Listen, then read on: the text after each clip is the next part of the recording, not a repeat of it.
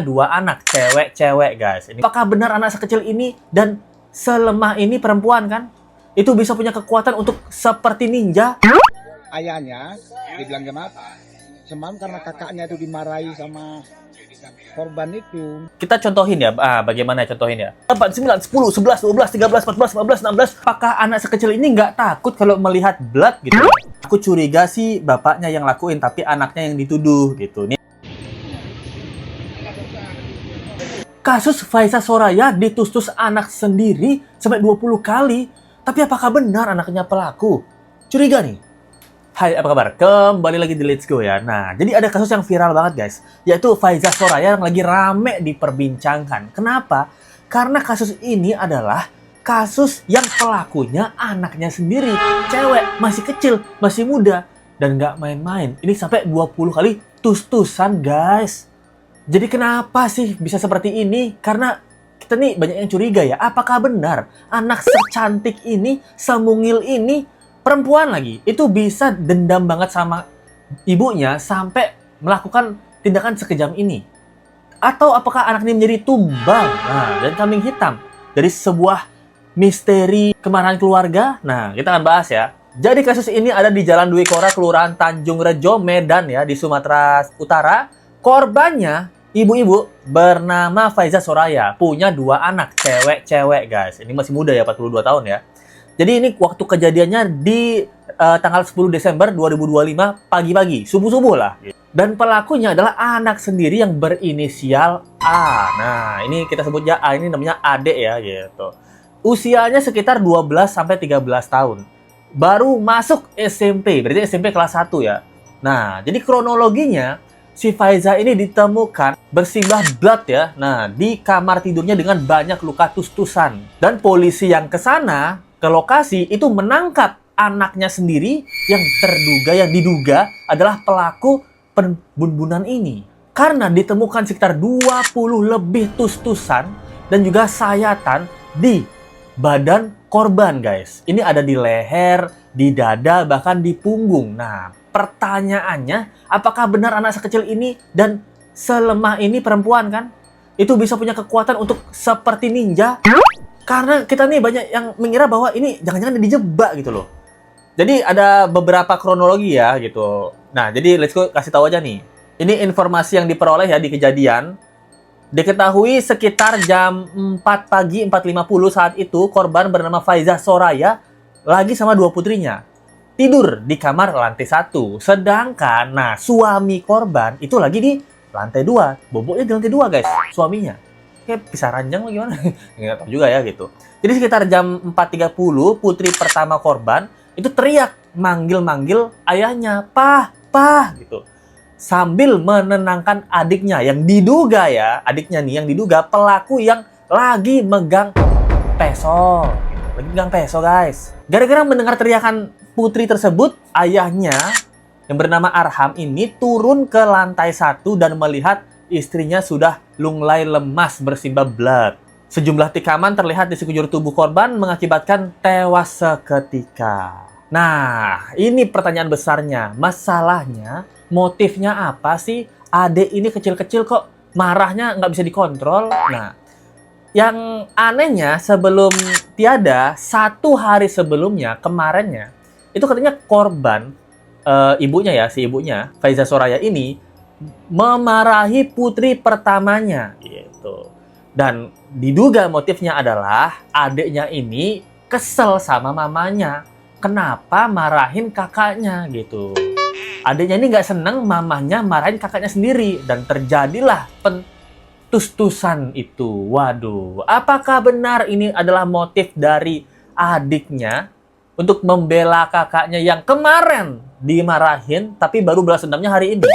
Wah, kalau kita lihat di sini mereka ada keluarga yang bahagia ya, 2 anak cewek-cewek. Kalian bisa lihat ya, ini lesku sensor ya, karena masih di bawah umur. Jadi yang kecil ini yang melakukan tindakannya guys gitu, karena ibunya diduga memarahi kakaknya. Berapa tusukan, Pak? Tadi kan udah dikirim tadi tuh kan? Berapa, Pak? Oh, 27 tusukan tadi ya Kalau berdasarkan yang saya tengok itu cuman di lengan aja. Rupanya dari lapor dari yang polisi kan Udah tahu sendirinya tadi kan, bahkan udah dikirim tadi itu apanya. Bertikai Pak Sama? sama pelaku dan korban ini. Ada informasi ya? Gak ada. Cuman sekitar katanya tadi ketika saya tanya ayahnya, dibilang kenapa? Semalam karena kakaknya itu dimarahi sama korban itu. Jadi adiknya itu tak kesini apa? Makanya diapain? Nah, itu udah guys, menurut saksi ya. Jadi saksinya bilang bahwa si bapaknya yang bilang, nah keterangan bapaknya bahwa mungkin ini gara-gara kemarin kakaknya ini dimarahin sama istri saya, jadinya adiknya kesel, dendam gitu. Nah, pertanyaannya kok bisa menyimpulkan seperti itu ya? Karena banyak banget netizen yang mencurigai bahwa masa sih anak sekecil ini bisa sedendam itu sama emaknya? Nah, kalau yang let's go lihat ya sebagai pengamat ya, kalau kita lihat dari video-video ini gitu, anak kecil ini dia kan deket ya sama ibunya ya, apalagi anak perempuan ya. Apakah si anak ini nggak capek gitu loh? Misalnya orang dewasa aja kan 10 kali ya. Kita contohin ya, bagaimana ya contohin ya. Anggap aja ini adalah senjata tajam ya. Kita contohin 1, 2, 3, 4, 5, 6, 7, 8, 9, 10, 11, 12, 13, 14, 15, 16, 17, 18, 19, 20, 21, 22, 23. Wah, itu kan capek banget. Capek banget. Dan harus dengan tenaga yang cukup besar untuk bisa menembus kulit kan gitu. Jadi untuk ukuran anak SD atau SMP perempuan lagi, apakah kekuatannya secepat sebesar itu untuk bisa melancarkan aksinya ke ibunya? Nah, ini pertanyaan let's go ya gitu. Karena dari 20 tadi aja gerakan, nah itu menurut let's go capek ya. Coba let's go pakai bantal ya. Bantal ya, ini coba ya. 1, 2, 3, 4, 5, 6, 7, 8, 9, 10, 11, 12, 13, 14, 15, 16, 17, 18, 19, 20. Wah, itu tuh capek guys. Itu pun pakai bantal, dan yang tenaga Lesko yang Lesko gunakan juga lumayan kuat ya, karena Lesko orang dewasa gitu. Dan yang kedua, apakah anak sekecil ini nggak takut kalau melihat blood gitu? Nggak takut kan? Anak kecil ini kan biasanya jatuh kebeset aja nangis dia kalau lihat darah ya. Aduh, sakit. Kok bisa dia tus-tusnya yang pertama kali itu kan pasti ada bloodnya ya? Masa dia nggak takut, nggak kaget gitu? Nah, ini pertanyaan let's go ya gitu. Apalagi emaknya kan badannya lebih gede ya, masa nggak ngelawan, nggak ditempeleng langsung anaknya, nggak didorong langsung anaknya. Kalaupun emaknya ada perlawanan, berarti kan ada teriakan dari emaknya yang mungkin 3 detik itu yang bisa bangunin bapaknya gitu. Sedangkan dari tadi kronologi yang kita dapat ya, di artikel, bapaknya ini terbangun gara-gara teriakan kakaknya gitu. Dipanggil sama kakaknya. Terus sebagai let's go anak kedua ya yang punya kakak. Nah, kalau kakak let's go bisa dimarahin keras sama mama let's go. Let's go tuh malah bukan dendam sama mama, tapi lebih mendekatkan diri sama mama gitu ya. Nah, ini orang kan beda-beda ya. Biasanya kalau kakaknya dimarahin, adiknya bisa ikutan takut biasanya gitu. Malah berusaha ngedeket ke mamanya supaya mamanya ini jangan marah gitu. Udah marah gitu. Kakak emang bandel, adik yang harapan mama supaya punya anak yang nggak bandel, kayak gitu loh, ngerti nggak maksudnya kan gitu. Supaya kita tuh nggak kena omel juga, karena kakak kita kena omel, jadi makanya kita tuh lebih takut, lebih deketin ke mama gitu. Kalau let's go ya gitu, nggak tahu orang lain. Nah, di sini banyak yang banget curiga, bilang aku curiga sih bapaknya yang lakuin tapi anaknya yang dituduh gitu. Ini komentar-komentar netizen ya.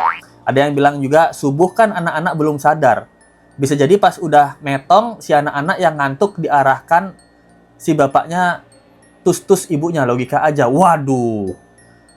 Tenang dek, kekuatan tangan netizen itu jarang meleset, semoga kebenaran turun ke bawah. Ya ini kecurigaan kita juga ya, karena bener juga sih subuh-subuh guys. Anak kecil emangnya bangun subuh-subuh.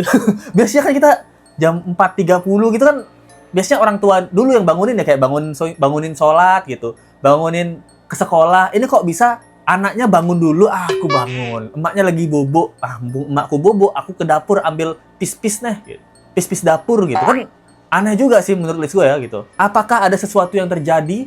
Jadi ketika anaknya bangun, tiba-tiba tangannya sudah memegang pis-pis. Nah, sudah memegang knife, kita nggak tahu juga ya gitu. Baru bangun memegang knife, terus duganya dituduh. Nah, kamu yang mentus-tus makmu.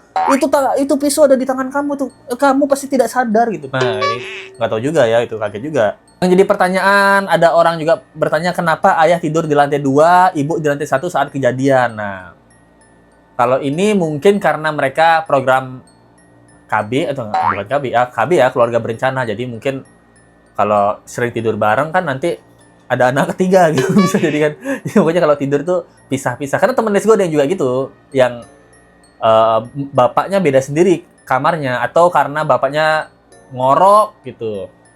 Anak-anaknya kan masih kecil nih, belum bisa bobo sendiri. Ya, nggak tahu juga sih gitu. Tapi ini aneh juga ya, kenapa ayahnya tidur di lantai 2, ibunya di lantai 1 saat kejadian. Ada yang bilang pelakunya yang paling kuat ya di rumah itu. Ya iyalah gitu. Nah, dan kabarnya ya yang gue dapat dari komen-komentar, ada yang bilang ini, suaminya ini nggak mau istrinya diotopsi, guys. Apakah benar? Kalau suaminya nggak mau istrinya diotopsi, ini menambah kecurigaan netizen lagi. Karena banyak banget yang takutnya ya, yang takut bahwa ini sebenarnya adalah sebuah jebakan Batman gitu. Jadi anaknya yang masih setengah ngantuk dipaksa pegang pis-pis, jadinya sidik jarinya ada di pis-pis tersebut gitu. Nah, karena takutnya sih pelakunya adalah orang yang paling kuat di rumah itu, dan di rumah itu kan ada 4 orang gitu. Jadi untuk sekarang kita masih menunggu keterangan lebih lanjut apakah benar anak kandungnya yang berumur sekitar 12 tahun adalah pelaku utama dari kematian ibunya. Lucu kalau tadinya mikir anaknya ini cowok, mungkin masih bisa kejadian ya, karena anak cowok kan tenaganya lebih besar gitu. Tapi kalau dengan 20 kali tus-tusan, ini anaknya cewek lagi dan umurnya 12 tahun gitu. Itu kayaknya wah agak lumayan nggak kepikiran ya. Nah, kecuali anaknya ini apakah punya kelainan mental dan lain-lain, ini juga harus diselidiki. Dan ternyata yang ngelakuin itu adalah adiknya. Dan motifnya juga aneh ya menurut saya ya. Anehnya karena yang dimarahin kakaknya, yang kesel adiknya itu. Itu agak aneh sih menurut Let's Go. Nah, karena semua keterangan ini adalah kesaksian dari bapaknya. Seperti yang dibilang tadi, bapaknya cerita bahwa mungkin motifnya gara-gara adiknya kesel, kakaknya dimarahin kemarin sama istri saya. Nah, jadi disinilah kemudian insting netizen lumayan mencurigai dan merasa kasus ini adalah kasus yang janggal. Yang anehnya adalah kalau lihat komentarnya banyak yang bilang bahwa suaminya ini nggak mau si istrinya ini diotopsi gitu, guys. Nah, inilah semakin pertanyaan paling besar dan kecurigaan netizen paling besar. Kenapa suaminya ini nggak mau istrinya ini diotopsi? Ya, kita akan tunggu aja kelanjutan kasus ini. Kasih pendapat kalian di bawah ya. Kalau kalian suka dengan video ini, ada link saya di bawah atau dari Super Tank aja. Terima kasih banyak untuk Rizka Widya. Waduh, Rizka Widya, thank you banget ya dari Jepang, guys. Wah, tumben ada orang Jepang di subscriber Let's Go. Thank you banget ya Rizka Widya atas supportnya. Kita ketemu lagi di video berikutnya. Sampai jumpa lagi, guys. Bye.